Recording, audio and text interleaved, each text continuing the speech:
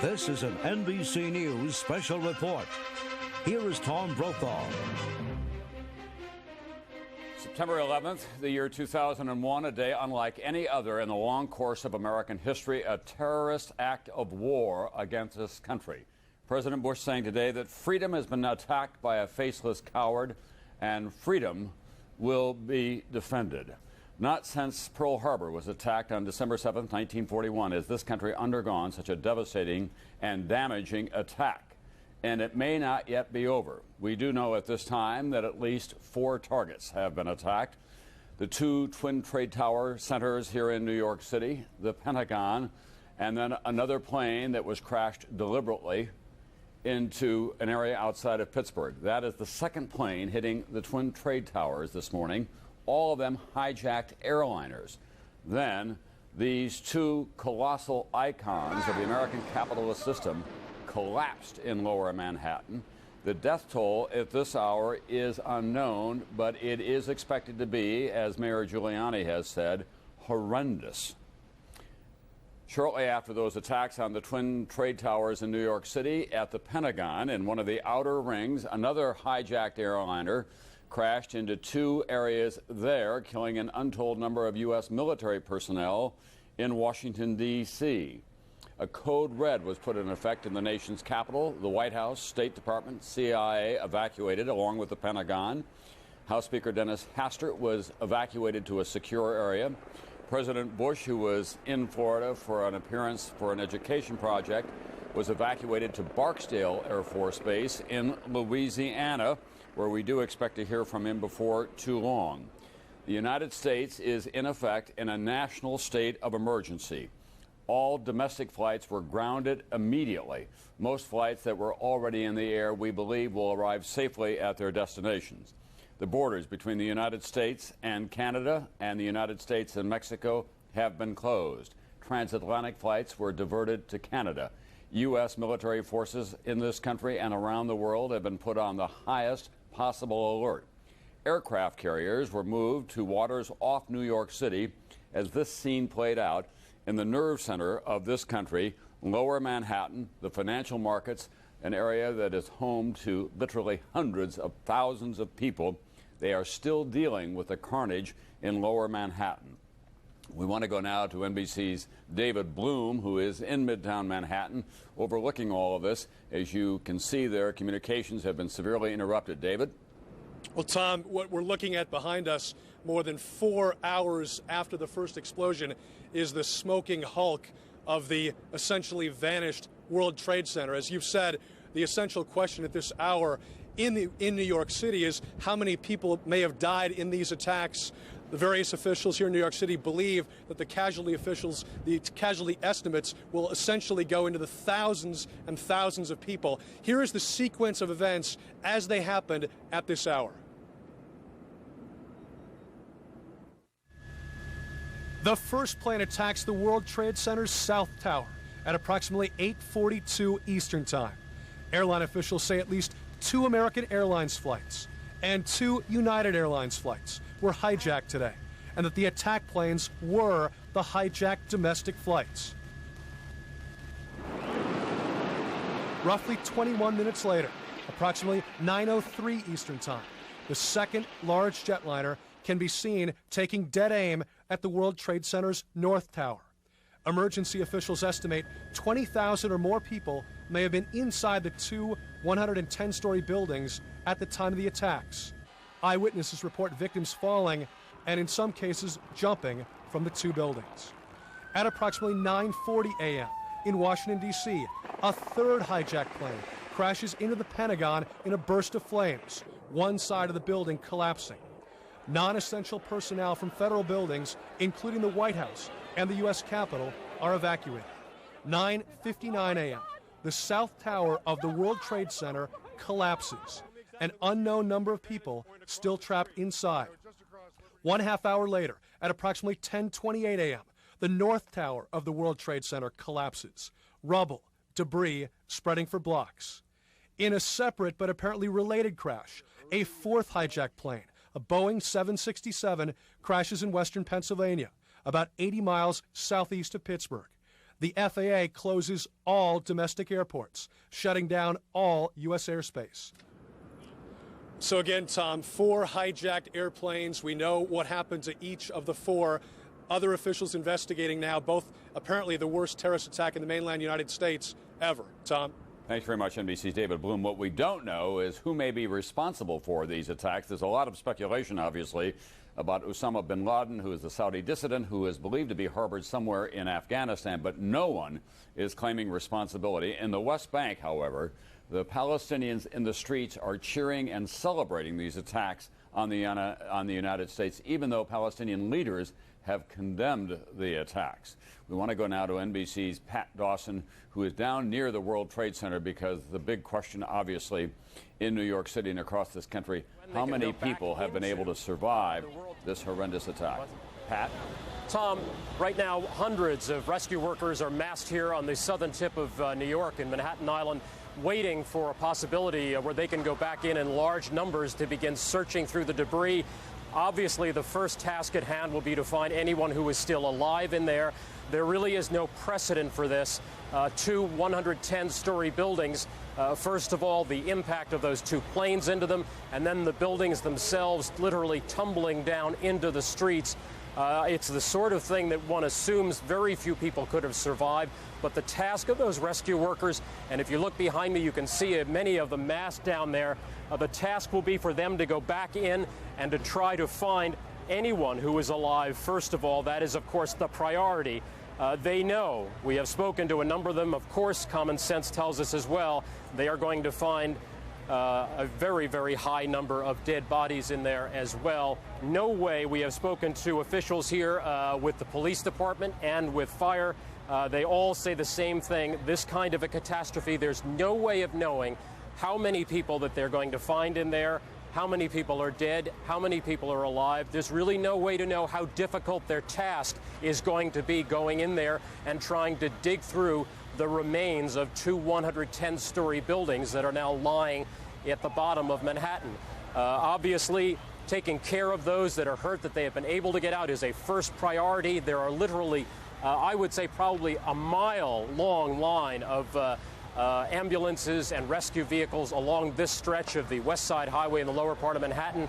Just on the right here is a community college in New York. That college is the triage center for those they've been able to take out. But I can tell you at this point that at least from this vantage point where we have seen most people going in and out, there have been, relatively speaking, very few ambulances going out of here in the last 3 to 4 hours. Tom? All right, thank you very much, Pat Dawson. One of my colleagues who is right in the middle of the collapse of those buildings is CNBC's Ron Insana, who went down with a cameraman hoping to get close to the World Trade Center, and then it began to come down. The first one. Ron, take us through what you experienced. Well, Tom, much of the area had been, in fact, cordoned off, and the cameraman from MSNBC and I were trying to get across to the west side of the World Trade Center in order to hook up with the rest of the NBC crews that we knew were there. As we were moving towards the building, we saw the top begin to blow out in a plume of smoke, and we heard the noise associated with an implosion. We turned and immediately ran for cover in the other direction as debris began to rain down. As we made our way, John going straight down the street, I taking a right turn around a corner, it got increasingly dark. The skies blackened as the material just continued to rain down. I hid briefly behind a car, and as the material got thicker and thicker and it became increasingly difficult to breathe, I got inside a parked car, a random parked car, and hid there basically until the material stopped falling. It was pitch black, black as night inside that car, and for several minutes I remained there until some flickers of light were able to be seen. I made my way to a building and joined some police officers who were inside, and as the blackness began to lift and this gray, thick smoke clung in the air, we were able to find a police car and make our way out of the area. The policeman stopping along the way to pick up 2 injured people and leave them at a Midtown hospital, and subsequently made my way here. What about collateral damage to other buildings in the area? Those, of course, are the classic canyons of lower Manhattan, and as that building came down, it did create a kind of tornadic wind that went through there. Absolutely. Much like the images that were created for the movie Independence Day, when New York was exploding, the corridors of lower lower Manhattan are so narrow and channel so much wind, even just on a plain windy day, that this material blew through in a way that was really unimaginable. It was truly frightening. It continued to rain down for several minutes, as you can see there, and the winds just whipped through these corridors for several minutes, eventually calming down to such an extent where there was just a thick gray haze throughout the entire area, Tom. All right, thanks very much, CNBC's Ron Insana, who was right in the middle of it all today. New York City effectively has been shut down. All tunnels in and out of the city have been closed for security reasons. The airports are closed. The subways are closed. Traffic has been removed from the streets. All hospitals are on extra alert. One right kind of in the middle of it all at ground zero is St. Vincent's Hospital. And NBC's Robert Bazell is there, as he has been all morning. Robert, any additional word on casualties?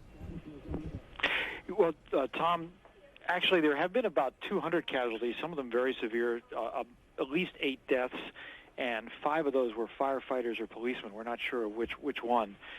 But one of the things that's amazing about being here is that it has been much slower than anyone anticipated. That's a lot of casualties, of course, and but the casualties have been coming out of lower Manhattan at a much slower speed than people anticipated. I think just because as one rescue worker who had been down there told me, it's just hell down there. You can't move around. You can't discern who's a body part from a living human being in several of the areas. So we have a very dedicated staff standing by. Large numbers of medical workers are ready to attend to anybody who appears. Bob. Several have been very severely injured, but we're still waiting. All right, Bob, we now have the videotape of President Bush, who was diverted from Florida to Barksdale Air Force Base near Shreveport, Louisiana. This is what he had to say to the nation moments ago.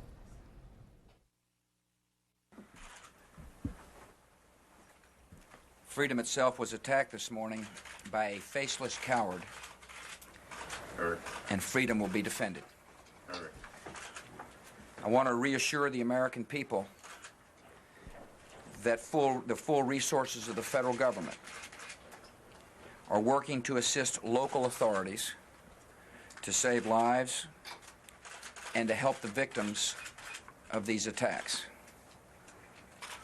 Make no mistake, the United States will hunt down and punish those responsible for these cowardly acts. I've been in regular contact with the Vice President, Secretary of Defense, the National Security Team, and my cabinet. We have taken all appropriate security precautions to protect the American people. Our military at home and around the world is on high alert status, and we have taken the necessary security precautions to continue the functions of your government. We have been in touch with the leaders of Congress and with world leaders to assure them that we will do whatever is necessary to protect America and Americans. I ask the American people to join me in saying a thanks for all the folks who have been fighting hard to rescue our fellow citizens, and to join me in saying a prayer for the victims and their families. The resolve of our great nation is being tested, but make no mistake, we will show the world that we will pass this test. God bless. President George W. Bush, in his capacity today, not only as President of the United States, but also as Commander-in-Chief, as U.S. military forces around the world are on the highest possible alert. There is so much uncertainty in this situation. Who is responsible? When it could happen again? And where? These are questions that are still unresolved as we try to work our way through this day. I'm joined on the telephone now by the former National Security Advisor in the Clinton administration, Sandy Berger, a longtime veteran of national security matters in this country. Mr. Berger, in all of your contingency planning during your days in the White House, did you ever anticipate anything like this, 4 hijacked airliners that would be driven into the Twin Trade Towers and the Pentagon? Well, Tom, I think for some time we have known that that terrorism is the greatest security threat that this country faced. We've seen some horrible incidents here before. We broke up a multi-pronged effort on Millennium Weekend, but this certainly goes beyond anything that we have seen before in its dimensions and sophistication. As we work our way through this day of shock and grief and still trying to count the number of casualties, we also have to say, however, that there has been a stunning failure of intelligence at the highest possible level. The American people are going to wonder why they spent billions of dollars of intelligence if we can't find out about a complex operation like this that involves so many people. Well, I think all of that is going to have to be sifted out. I think that in the midst of our outrage and anger, President Bush is right. We have to show the world that we will respond to this both with determination and with steadiness. That means first, obviously, focusing on security and on rescue, then on determining who's responsible, and this is of such magnitude that it's inconceivable to me that we will not soon know what the origin of this is, and then how we did not detect this, since it obviously involved a multiple operation based on from the United States. But blame, I think. The blame game, I think, comes, in my judgment, after we do everything we can to take care of the people who are in those buildings. We assure the security of others who may be in situations that are vulnerable, and we find out who is responsible for this absolutely horrifying set of events. Mr. Berger, it's just not a matter of assigning blame. That's not the question. The question is, how do we get our intelligence back on track so it doesn't happen again in the next 20 minutes or the next 20 hours? Well, I think we have to recognize that this is the overwhelming security threat to the nation, more so than any foreign nation, more so than long-range missiles. Terrorism has been and continues to be the number one threat to our people. I think the intelligence community has intensified its efforts over the years, but this simply demonstrates that we're certainly not doing enough. Sandy Berger, thank you very much for being with us today on what is obviously a day of great trial for this country, a great tragedy, and we have to determine how we go from here once we do begin to sort out just how many lives were lost, who was responsible for all of this, and how we can protect ourselves from this kind of attack again in the future as it continues to play out across America. Robert Knowles is on the phone with us now. He was on the 54th floor, I'm told, of one of the World Trade Center buildings when one of the planes was flown into it. Mr. Knowles, you're safely at home?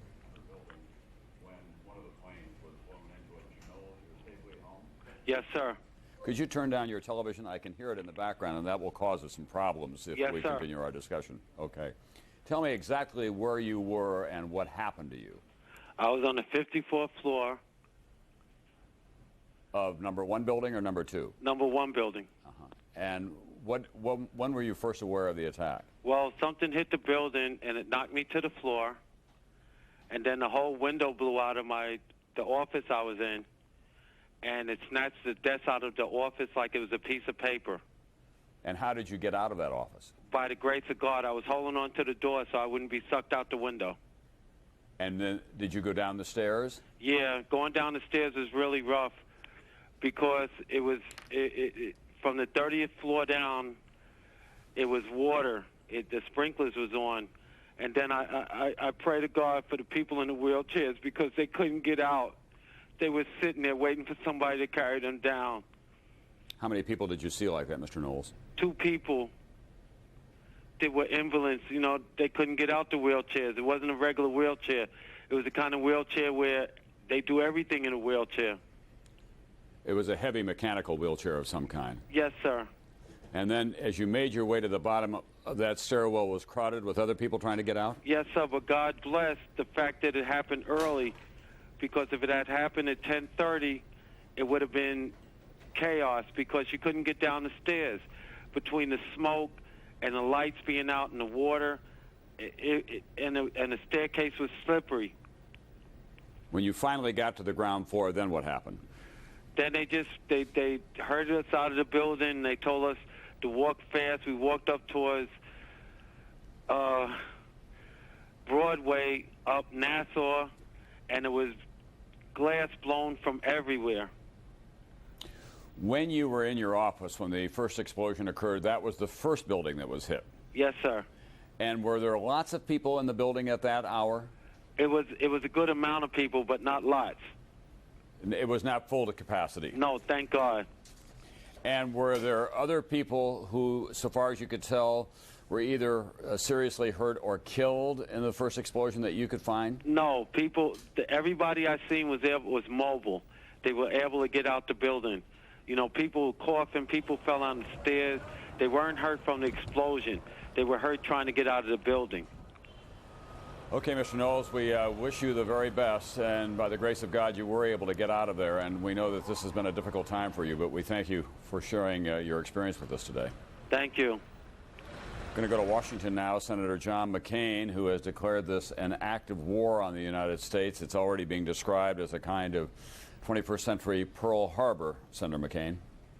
I think that's accurate in many respects, Tom, although clearly the implications of this are very significant, and including the fact that at least we knew exactly who it was that took these actions against the United States at Pearl Harbor. And obviously at this point we don't know who it was or which organization or nation may have been sponsoring this kind of activity.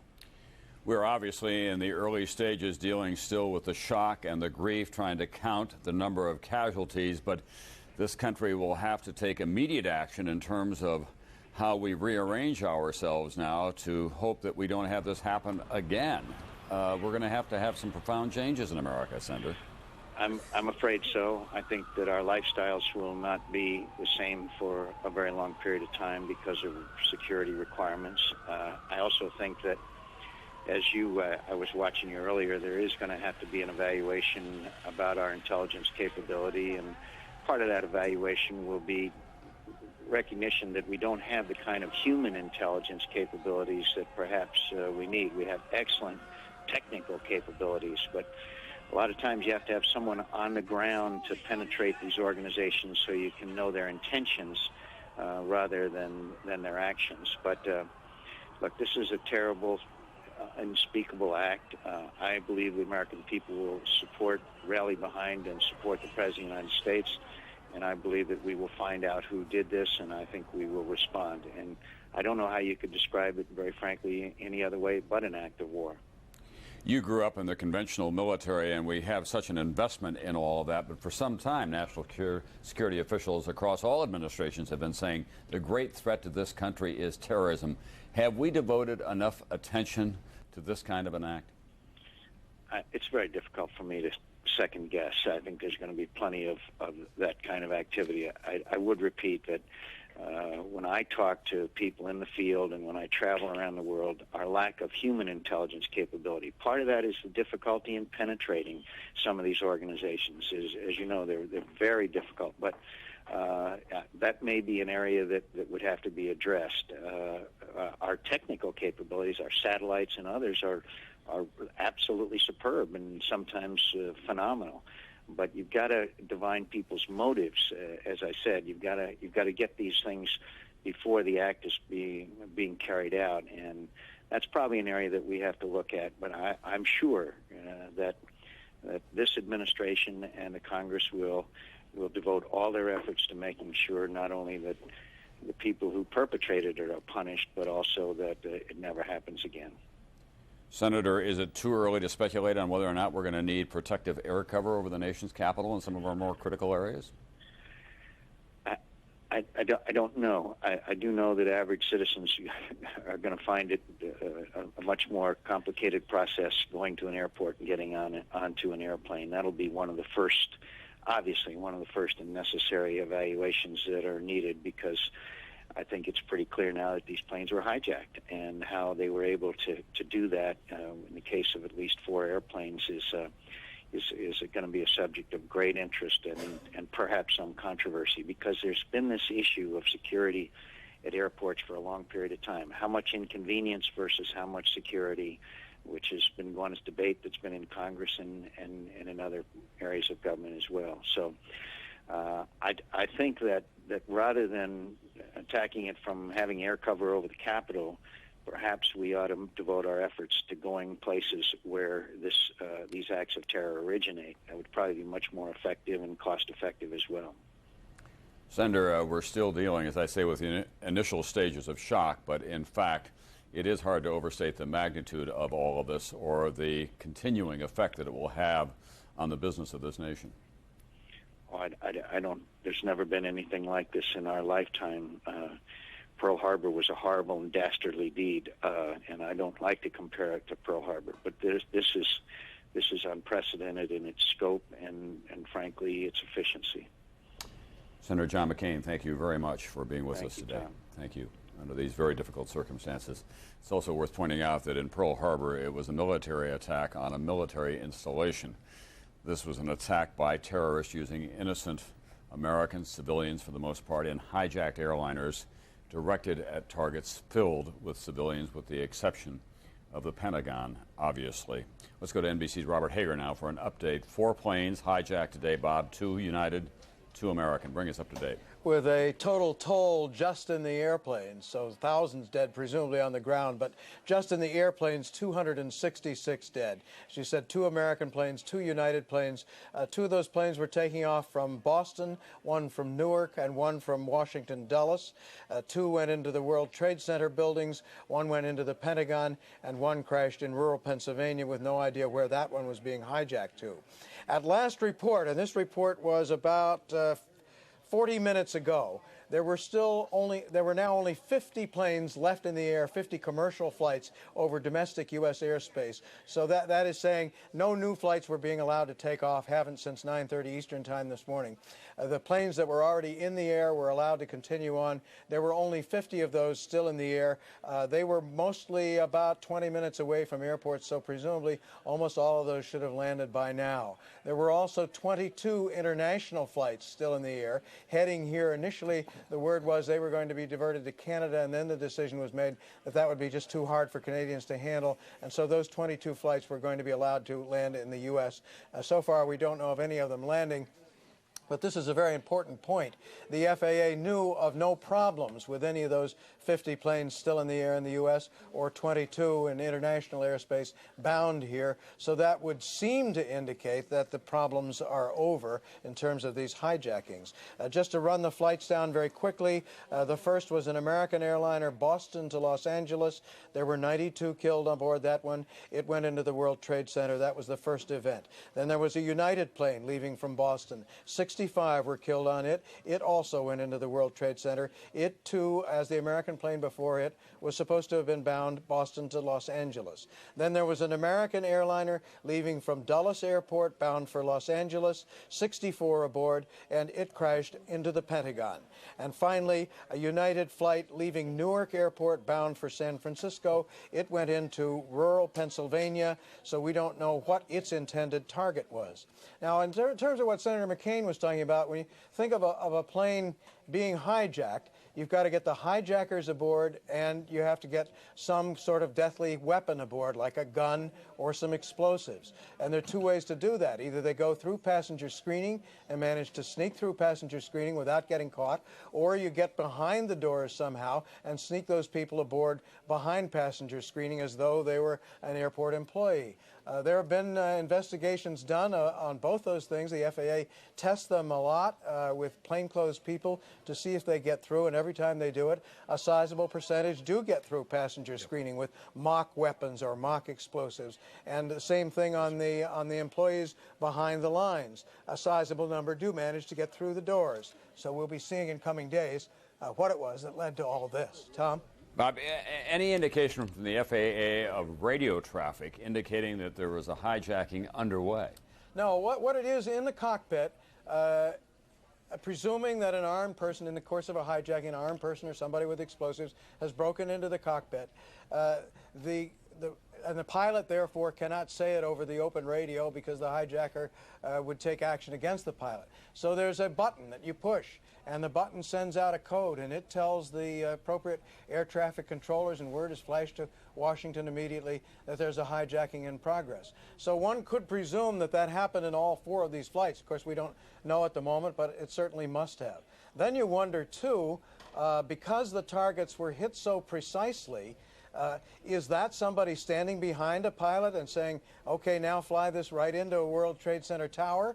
Or is it an experienced pilot, the hijacker himself, who gets the pilot out of his seat and takes over at the controls to guide it in at the last minute? We don't know, of course. Yeah.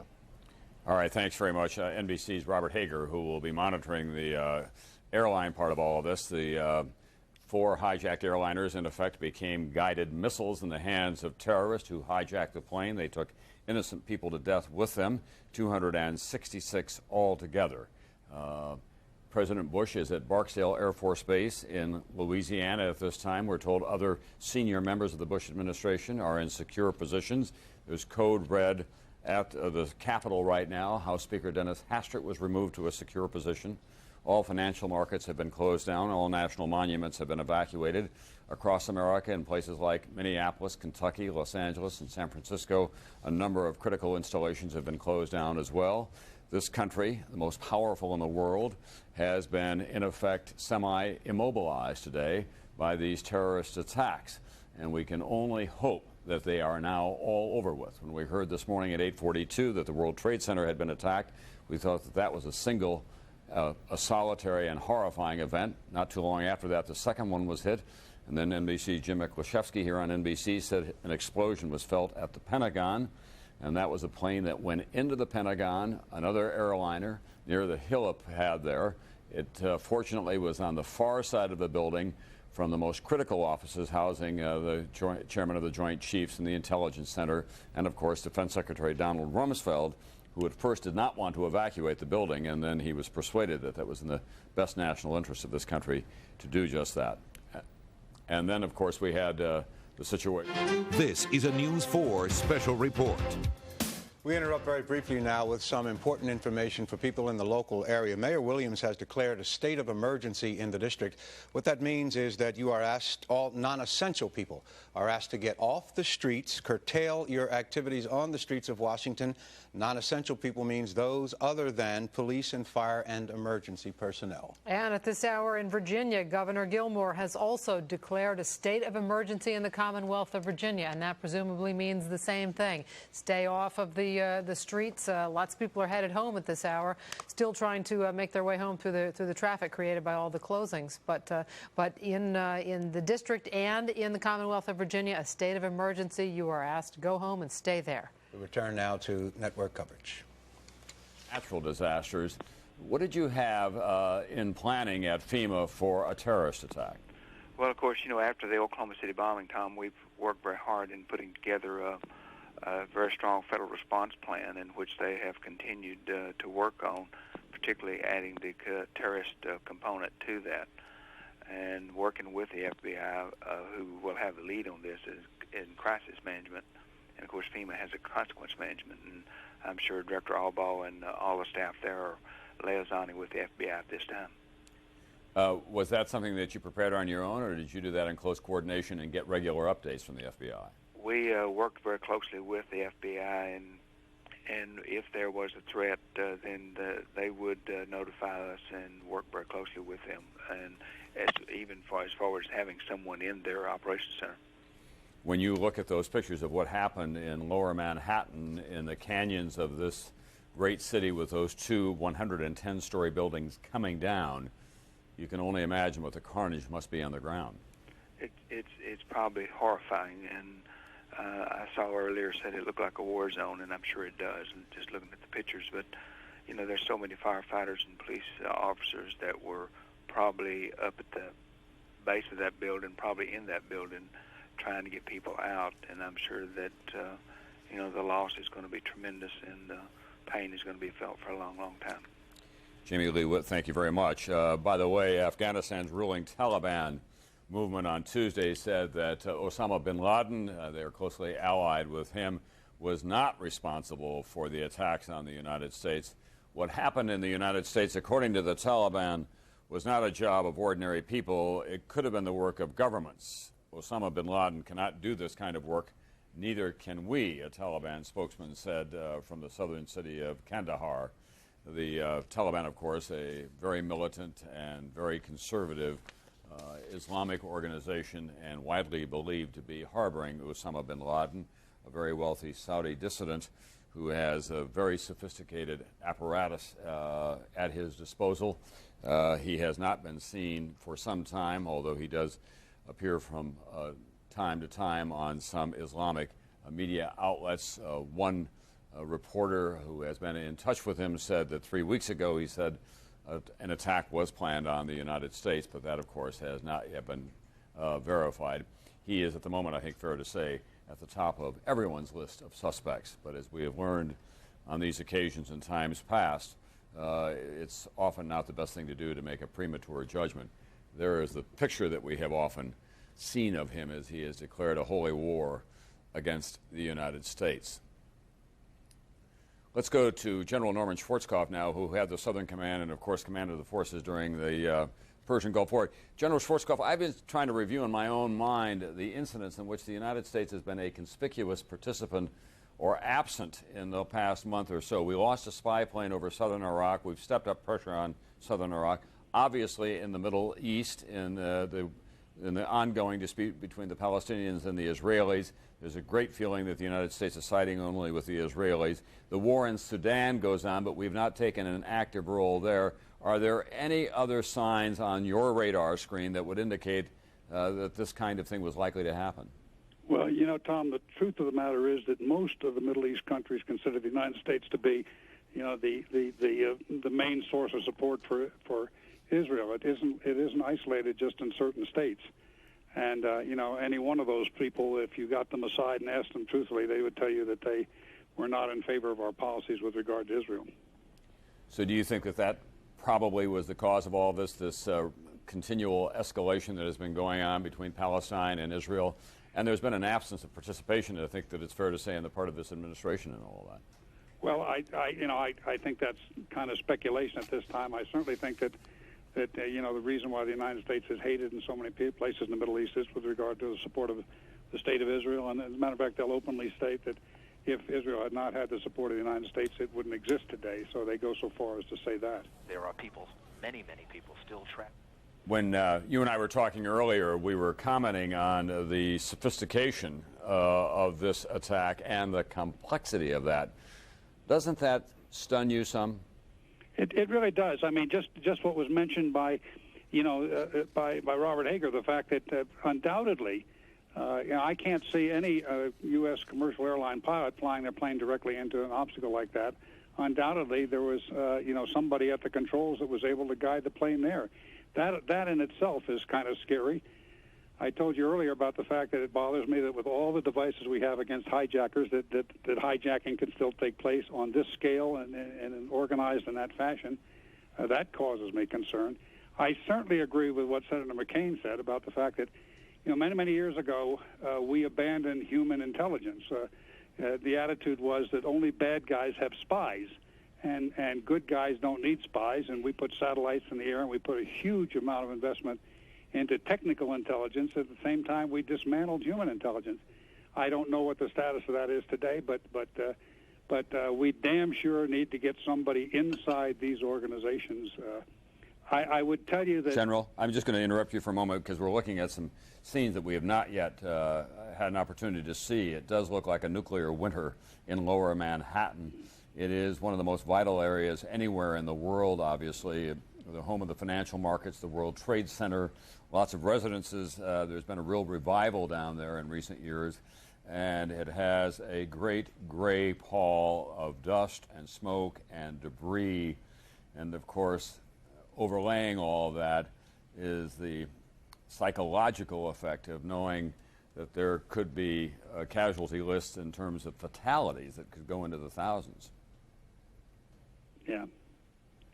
I mean, Pearl Harbor, we lost 2,400. And, you know, when you hear the numbers today, it's hard to believe that we're not going to greatly exceed that number. And as I pointed out earlier, in Pearl Harbor, it was a military attacking a military installation. This was the use of innocent people in commercial airliners to attack other innocent people in New York. There was one military target, obviously the Pentagon. You can see, if you're looking at this with me, General, the extent of the damage in lower Manhattan. Yeah, unbelievable.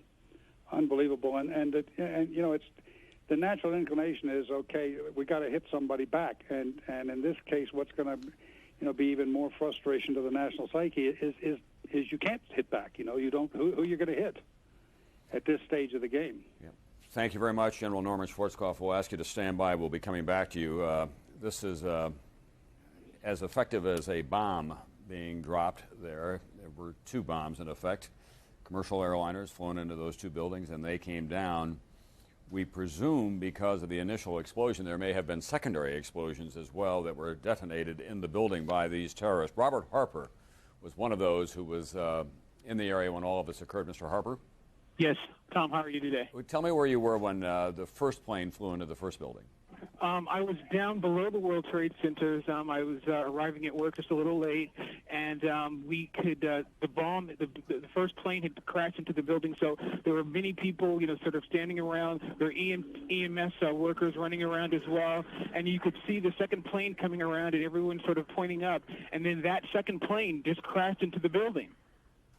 And what about people who were trying to get out of the building? We had one report of bodies falling through the air and people jumping from windows. Did you see any of that? Absolutely, absolutely. It was a very traumatic day, I think, having seen that, because where the initial explosion was, there was a lot of black smoke coming out of around, I believe it was around the 78th floor, and you saw people jumping for their lives out of the 78th floor of the World Trade Center. Smoke everywhere, fire everywhere, and people were continuing to jump out of the 78th floor. So people began to run away because once the second explosion happened, the debris that was caused by that began to fall everywhere, and everybody just started running toward the mayor's office. You know, I began to run toward the Woolworth building, which was close to that. And then as I got closer to that, I realized if, you know, the top of the World Trade Center hit the Woolworth building, that building too would be affected and it might also fall down. Did you have a sense right away that these buildings could come down? Not initially. For about 15 minutes or so, people only thought, you know, they couldn't really tell what had happened. And only after the second plane hit did people realize that, you know, this is probably something that was orchestrated. And so then people initially who had, you know, been trying to go back to the scene and try to help people realized that another plane had hit the building. And that's when people said, look, this can't have been a mistake. Where are you now? I'm outside of the emergency room at Presbyterian Hospital. I've just been released for smoke inhalation. I've been in the hospital there. They rushed me to the hospital, you know, not too long after that because the black soot and everything that was associated with the building. I mean, heavy black smoke engulfed the entire financial district. You know, from 9 o'clock onward, and we were sitting on the side of the road. EMS workers were there administering oxygen to people, thinking that everything was okay. And then as they began to realize that the explosion might have caused so much trauma to both the World Trade Center that they would fall, then everybody just began to run because they saw that the building itself was actually going to fall. So all of the people that had gone to help out were then put in, you know, double danger because you were then running, and the building literally came and fell, you know, over the entire financial district area. It was a complete nightmare. Black smoke everywhere. People were running toward the Brooklyn Bridge, running, you know, away from the mayor's office, afraid that the falling part of the World Trade Center would hit other buildings, and that would, you know, cause a topple effect. Thank you very much, Mr. Harper, and thank God you're okay, and I hope that you'll be able to deal with all of this. We do appreciate it. Yeah, it's been a real mess, you know, and I can't, coming back in the ambulance, you know, somebody said, you know, one of the things that they remembered, you know, thinking about is the date today is September 11th, so 9/11. So, you know, it's something that can't really go without notice, is that this was completely planned, completely orchestrated. You know, whoever did this has been planning this obviously for a very long time. Thank you very much, Robert Harper, who was one of the survivors who was just a little bit late to work this morning, but then got caught in the devastating attack on the Twin Trade Towers. It's hard for me to overstate to people who are unfamiliar with New York just how dynamic that area is in terms of people coming and going. The two towers are 110 stories high, or they were. 20 to 50,000 people would work in them at any one time. It's just a few blocks from the stock market and from many of the principal banks in America, to say nothing of residential areas. And we will not know for some time what the death toll is there, to say nothing of the number of people who have been injured, so many of them with burns. Let's go to Washington now, and NBC's Washington Bureau Chief Tim Russert. Tim, give us the state of play in the nation's capital right now. We know that the White House and the State Department and CIA have been evacuated. Dennis Hastert has been removed. Where is Dick Cheney at this hour? Do we know? Tom, he is in a secure location. They won't tell us exactly, but I do know that he is there with his top-level aides. We have heard from some of those people. He has been in constant communication with the President of the United States and the National Security Advisor, Condoleezza Rice. Tom, I've been speaking to people in the intelligence and law enforcement community, in and out, those who've served, those who are serving now. No one is the least bit surprised that there was a terrorist attack on the shores of America. Every person, to a man and woman, absolutely stunned, not only by the magnitude, but by the precision of this attack. They are absolutely convinced that there's only a few cells that could possibly have done this. And this is quite interesting because I didn't realize it until it was pointed out to me. Every one of the 4 hijacked planes that Bob Hager talked to you about was bound for California. In the words of this high-ranking official, the bastards knew they all had a plane full of fuel for the maximum impact upon collision. There is, in my experience in Washington, unprecedented anger here, but no one knows how or where to channel it. Right now, the situation is a bit chaotic. Communication is difficult, but the Bush administration is underscoring that the president is in charge, in command, in constant communication, and will bring these people to justice. They just know it's going to take a long, long time. Tim, it's also going to be a test of the political maturity, if you will, of Washington. It's a city that has been so riven by what many would describe as petty political disputes. But this is one nation on this day. Suddenly, the Social Security lockbox seems so trivial, Tom. One official said to me, Tim, your life is going to change, but more important, your son's life is going to change forever. America will never be the same after September 11th, 2001. The levels of security, heightened tension, the way we look at each other and look at our institutions will in fact be altered. That will bring some gratitude, if you will, to the terrorist. And that's why we as a nation, Democrats, Republicans, Independents, are, as they talk with one another today, are absolutely unified in their attempt to strike back, but also try to put salve on the national psyche so we don't become an armed camp resisting an enemy we really can't identify and never know when is striking. Because the consequences psychologically for this country are every bit as great as they are physically for America as well. It is worth pointing out, I suppose, that we all breathed a great sigh of relief when the Cold War came to an end with the collapse of communism. And yet there was nothing as devastating as this for this country during that long, cold twilight that we faced down communism in Moscow with its considerable nuclear arsenal, which it still has in place, obviously. You know, Tom, it's a very important point because all during this past few weeks, the debate about missile defense systems, many people were saying publicly, even those proponents or the detractors, well, you know, we're a long way from research on this, but there is a potential threat of a rogue nation launching a missile or an accidental launch from Russia or China modernizing their force. But everyone kept saying the true risk, the real risk is terrorist attack, and we plain don't know how to defend ourselves. But again, and let me underscore this, people are absolutely stunned, disbelieving that something so well coordinated, something is with a tick-tock like this, 4 hijackings within a matter of an hour, and then being able to take those very planes and drive them into the World Trade Center and the Pentagon. And there is growing suspicion, Tom, here that the plane that landed, it crashed in Pennsylvania, was most likely headed for the Capitol or White House. That's the operating theory of many of the people I've spoken to today. Thank you very much, NBC's Tim Russert. The equation has changed for all of us personally and professionally in the course of the last several hours, and we'll be dealing with this for a long, long time. But first we want to take you through the eyewitness accounts of people who were witness to what happened here on a very sunny early fall morning in New York today. Some of the eyewitnesses. I spent a year in combat. I never saw anything like this. Before, a lot of people died. Nothing this devastating. We carried a bunch of people that we found laying in the debris. There was complete darkness. We stumbled over some people. We picked them up and carried them across the street. You could hear the rumbling. When you looked up, you could see the top of the building just crumbling. Then there was the haunting story from an eyewitness that we heard from a few moments ago of people in wheelchairs who were unable to get out of the building as he ran down the stairs, and he was obviously overcome with emotion as he described that for us. We don't have any numbers for you. We're trying to be as circumspect as we can be. All public officials are saying that they expect the final death toll to be horrendous, but this business of determining how many people are still in the rubble will take many, many hours, if not days, to determine.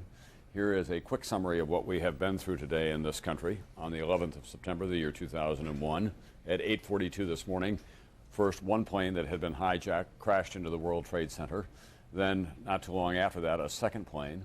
About an hour later, the Pentagon was attacked by a hijacked airliner, and then came word that another hijacked airliner had crashed outside of Pittsburgh, Pennsylvania.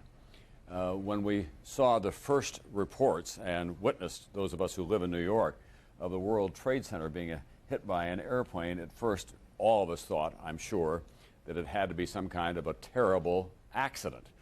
And then, when we heard that a second plane, and you could see it flown deliberately into the World Trade Center, the horror of this terrorist war began to unfold, and it continues to unfold here now almost 5 hours later. And we'll be continuing to cover this across America and in the nation's capital. NBC's Pat Dawson has been not too far from the World Trade Center throughout most of the day, where it has been chaotic and terrifying. Pat? Tom, as you point out, we try not to exaggerate very much in this circumstance, and yet in many ways it's hard not to exaggerate just the things we have been seeing and the things that we have been told. I think it is fair to say that the task that now confronts rescue workers here is Herculean, a very, very difficult task, and it is of two parts. It has been about 3 hours since what we might call the last catastrophic incident in a morning of catastrophes. That is since the North Tower of the World Trade Center, which used to stand behind me just about 10 blocks south. Right below there, it used to tower above the buildings, which you can see, and obviously it is no longer there, nor is the South Tower. 3.5 hours since that happened. There have been no catastrophic incidents since then, but it has affected the rescue effort clearly because they are afraid of what could happen, what still might happen, since there were a sequence of catastrophes, if you will. That has made the rescue very, very difficult. At this point, we are being told unofficially that there may be as many as 200 to 300 rescue workers who are actually down there. We have seen pictures of some of them.